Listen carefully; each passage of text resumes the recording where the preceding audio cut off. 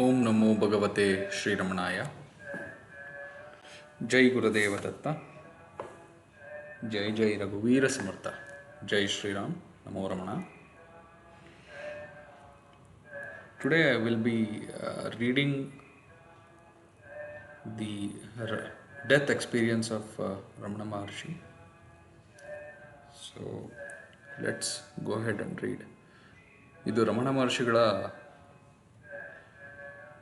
ಅವರು ಸಾವು ಗೆದ್ದಿರೋವಂಥದ್ದು ಅಥವಾ ಸಾವಿನ ಒಂದು ಎಕ್ಸ್ಪೀರಿಯನ್ಸ್ನ ನಾನಿವಾಗ ಓದ್ತಿರೋದು. It was about 6 weeks before I left Madura for good that a great change in my life took place. It was quite sudden. I was sitting in a room on the first floor of my uncle's house.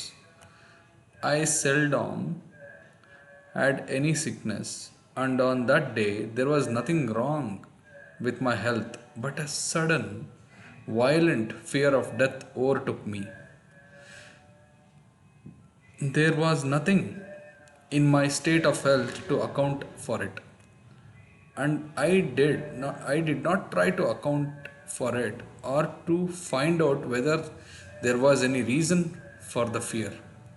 I just felt I am going to die and began thinking what to do about it. It did not occur to me to consult a doctor or my elders or friends. I felt that I had to solve the problem myself then and there. The shock of the fear of death drove my mind inwards, and I said to myself mentally, without actually framing the words, "Now, death has come. What does it mean? What is it that is dying? This body dies." And I at once dramatized the occurrence of death. I lay with my limbs stretched out, stiff as though rigor mortis had set in and imitated a corpse so as to give greater reality to the inquiry. I held my breath and kept my lips tightly closed so that no sound could escape, so that neither the word "I" or any other word could be uttered. Well, then, I said to myself, this body is dead.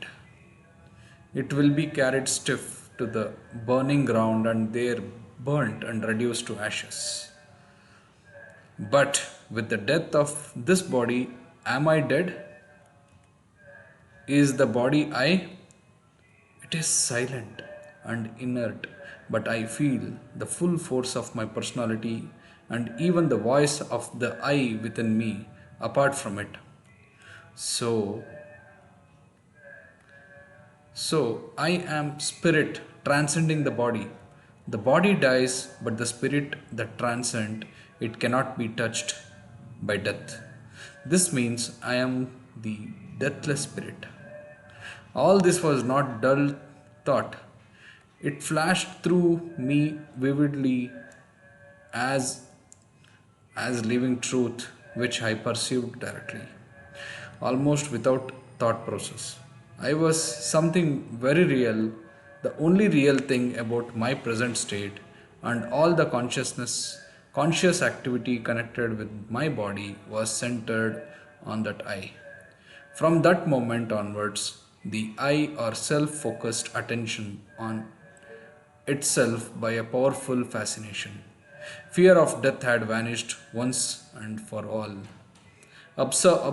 Absorption in the self continued unbroken from that time on.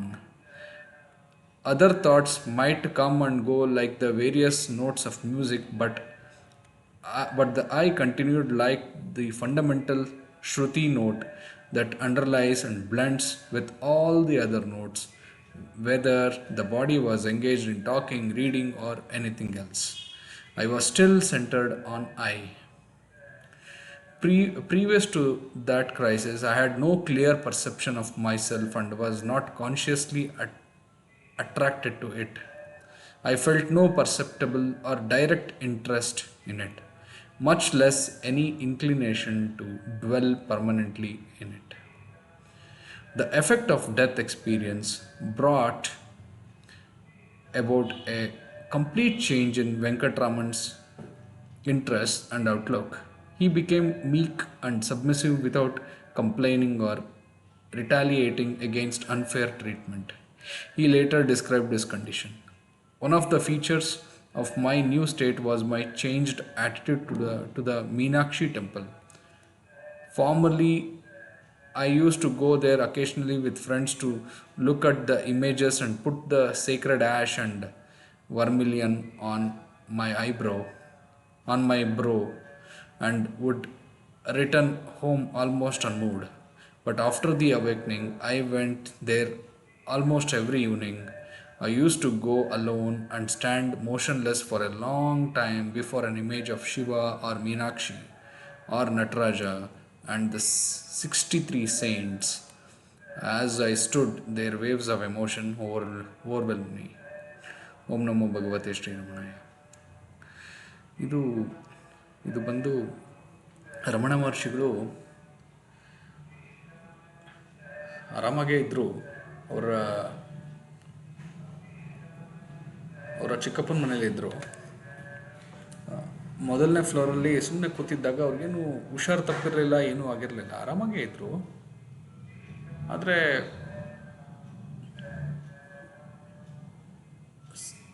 ಸಡನ್ನಾಗಿ ಅವ್ರಿಗೆ ಅನ್ನಿಸ್ತು, ನಾನಿವಾಗ ಸಾಯ್ತಾ ಇದ್ದೀನಿ, ನನಗೆ ಸಾವು ಬರ್ತಾ ಇದೆ ಅಂತ ಅವ್ರಿಗೆ ಅನ್ನಿಸ್ತು. ಅವ್ರಿಗೆ ಆ ಸಾವು ಬರ್ತಿದೆ ಅಂತ ಅನ್ನಿಸಿದ ಕೂಡಲೇ ತುಂಬ ಸ್ಟ್ರಾಂಗ್ ಆಗಿತ್ತು ಆ ಒಂದು ಥಾಟ್ ಅವ್ರಿಗೆ ಬರ್ತಿದ್ದಿತ್ತು. ಅವ್ರು ಏನು ಮಾಡಬೇಕು ಅನ್ನೋದು ಅವ್ರಿಗೂ ಗೊತ್ತಿಲ್ಲ. ಈಗ ಅವರು ಹೋಗಿದ್ದ ದೊಡ್ಡವ್ರಿಗೆ ಹೇಳೋಣ, ಅವ್ರಿಗಿನ್ನೂ ಅದು ತುಂಬ ಚಿಕ್ಕ ವಯಸ್ಸು, ದೊಡ್ಡವ್ರಿಗೆ ಹೇಳೋಣ ಅಂತ ಒಂದು, ಇಲ್ಲಾಂದರೆ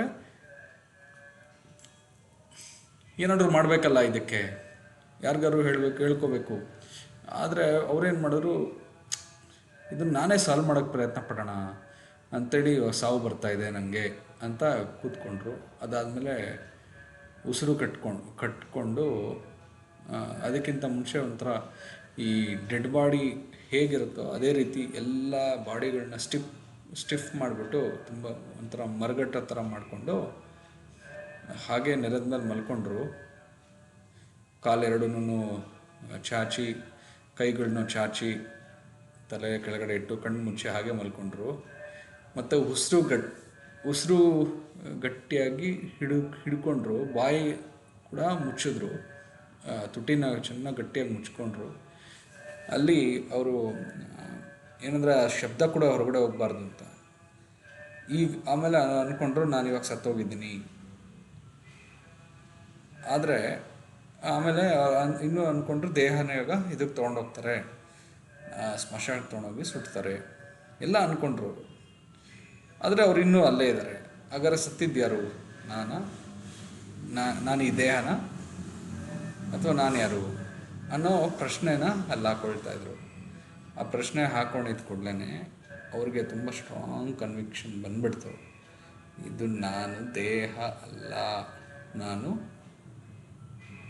ಆ ಪರಬ್ರಹ್ಮ, ಅಂದರೆ ಆ ಎನರ್ಜಿ ನಾನು ಅಂತ ತುಂಬ ಸ್ಪಷ್ಟತೆ ಬಂತು. ಅವಾಗಿಂದ ಅವ್ರಿಗೆ ಅವರ ಒಂದು ಆ್ಯಟಿಟ್ಯೂಡೇ ಚೇಂಜ್ ಆಗೋಯ್ತು. ದೇಹ ನಾನಲ್ಲ ಅಂತ ಹೇಳಿ ಕನ್ಫರ್ಮ್ ಆಗಿದ್ದ ಕೂಡಲೇ ಅವ್ರ ಆ್ಯಟಿಟ್ಯೂಡ್ ಚೇಂಜ್ ಆಯಿತು ಅಂತ ಇದರಲ್ಲಿ ತುಂಬ ಸ್ಪಷ್ಟವಾಗಿ ಹೇಳಿದ್ದಾರೆ. ಇದು ಮಹರ್ಷಿಗಳೇ ಇದನ್ನು ಅವರ ಎಕ್ಸ್ಪೀರಿಯನ್ಸ್ ಅವರೇ ಶೇರ್ ಮಾಡಿರುವಂಥದ್ದು.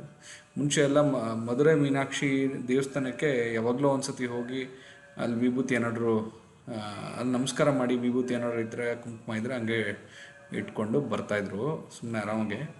ಈಗ ಈ ನಡುವೆ ಅದು ಮಧುರೈಯಲ್ಲಿ ಇದ್ದಿದ್ದ ಕಾರಣ ಈ ಚೇಂಜ್ ಆದಮೇಲೆ ಪ್ರತಿ ದಿವಸ ಮೀನಾಕ್ಷಿ ದೇವಸ್ಥಾನಕ್ಕೆ ಹೋಗಿ ಮೀನಾಕ್ಷಿ ಮುಂದೆನೋ, ಶಿವನ ಮುಂದೆನೋ, ನಟರಾಜನ ಮುಂದೆನೋ 63 ಸೇಂಟ್ಸ್ ಅವ್ರ ಮುಂದೆನೂ ನಿಂತ್ಕೊಂಡ್ರು. ಹಾಗೆಯೇ ಆರಾಮಾಗಿ ಹಂಗೆ ನಿಂತ್ಕೊಂಡ್ಬಿಡೋರು, ಏನು ಮೂಮೆಂಟೇ ಇಲ್ದಿರ ಆ ಎನರ್ಜಿ ಜೊತೆನೇ ಇದ್ದುಬಿಟ್ರವರು. ಅಂತ ಮಹರ್ಷಿಗಳು ತುಂಬ ತುಂಬ ಸ್ಪಷ್ಟವಾಗಿ ಹೇಳಿದ್ದಾರೆ ಇಲ್ಲಿ. ಇದನ್ನೇ ಈ ಎಕ್ಸ್ಪೀರಿಯನ್ಸ್, ಈ ಡೆತ್ ಎಕ್ಸ್ಪೀರಿಯನ್ಸ್ ಅಂತ ಏನು ಹೇಳ್ತೀವಿ, ಈ ದೇಹಕ್ಕೆ ಸಾವಿಲ್ಲ ಅಂತ ಅಷ್ಟೇ. ಇದು ಅಂದರೆ ಸಾವು ಅಂದರೆ ಏನು, ಅದು ಅವತ್ತಿಂದ ಅವ್ರಿಗೆ ಸಾವು ಅನ್ನೋ ಭಯನೇ ಇರಲ್ಲ. ಸ್ಟಾರ್ಟಿಂಗಲ್ಲಿತ್ತು ಬಂದಾಗ, ಇದು ಈ ಎಕ್ಸ್ಪೀರಿಯನ್ಸ್ ಆಗೋಕ್ಕಿಂತ ಮುಂಚೆ ಅವರು ಹೆದರ್ಕೊಳ್ದಿರ ಇದನ್ನು ನಾನೇ ಸಾಲ್ವ್ ಮಾಡಬೇಕು ಅಂಥೇಳಿ ಮುಂದಕ್ಕೆ ಹೋಗಿ ಆ ಒಂದು ಅಲ್ಲಿ ಎನ್ಕ್ವೈರಿ ಮಾಡಿದ್ರಿಂದ, ಇದೇನಿದು ಸಾವು ಅಂದರೆ ಏನು ಅಂತ ಎನ್ಕ್ವೈರಿ ಮಾಡಿದ್ರಿಂದ ಅವರಿಗೆ ಸಾವನ್ನು ಗೆಲ್ಲಲಿಕ್ಕಾಯಿತು. ಆವತ್ತಿಂದ ಮುಂದಕ್ಕೆ 70 ವರ್ಷ ಬದುಕಿದ್ರು ಆಲ್ಮೋಸ್ಟ್ ಅವರು. ಅಂದರೆ ಅವರು 16ನೇ ವಯಸ್ಸಿನಲ್ಲಿ ಆಗಿದ್ದಿದ್ದು. ಅಲ್ಲಿಂದ ಮತ್ತೆ 54 ವರ್ಷ ಅಲ್ಲಿಂದ ದೇಹದಲ್ಲಿದ್ದರು.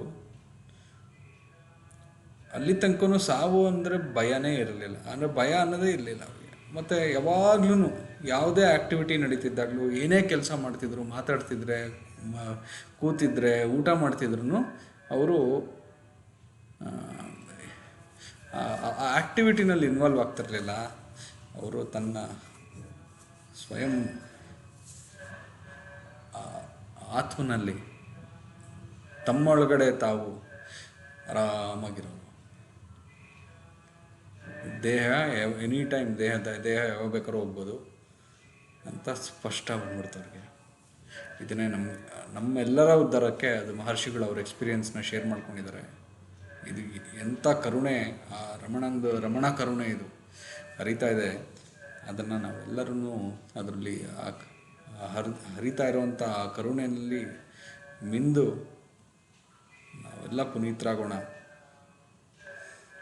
ನಾವೆಲ್ಲ ಅಂದರೆ ಎಲ್ಲ ಇಲ್ಲ ಅನ್ನೋ ಒಂದು ತಿಳ್ಕೊಳ್ಳೋಣ, ಇರೋದೇ ಒಂದು ಅಂತ ತಿಳ್ಕೊಂಡು ನಾವು